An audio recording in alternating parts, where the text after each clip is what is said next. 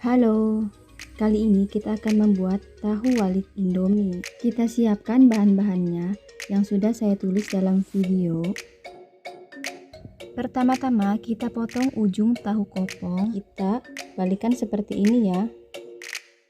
Lakukan proses di atas sampai selesai.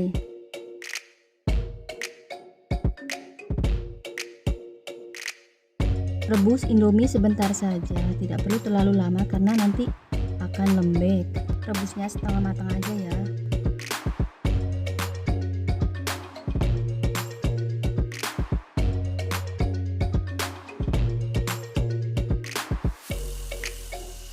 Masukkan Indominya dalam mangkuk, kita tambahkan bumbunya.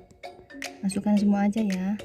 Ini karena anakku nggak suka pedas, jadi saya skip cabenya.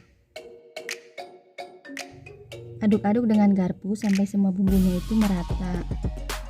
Lalu kita tambahkan wortel yang sudah dipotong dadu seperti ini ya. Masukkan juga irisan daun bawang, 1 butir telur ayam, tambahkan juga 1 sendok tepung terigu. Kita aduk sampai tercampur rata.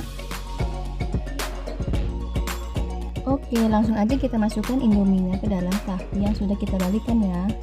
Kalau kalian mau rasa yang lebih spicy, kalian bisa tambahkan irisan cabai rawit atau cabai bubuk. Kalau menurut saya di tahap ini nggak perlu ya, karena nanti setelah matang kita bisa gigit cabai rawit atau dengan saus sambal. Lakukan proses di atas sampai semua tahunya itu terisi Indomie.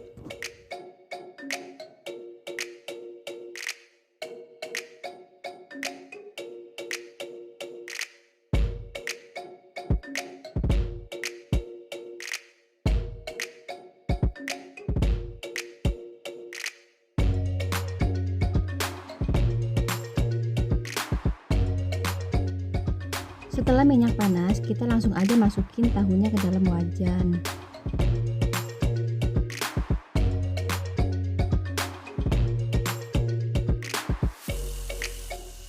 Jangan lupa dibolak-balik supaya tidak gosong. Goreng sampai kuning kecoklatan gitu ya.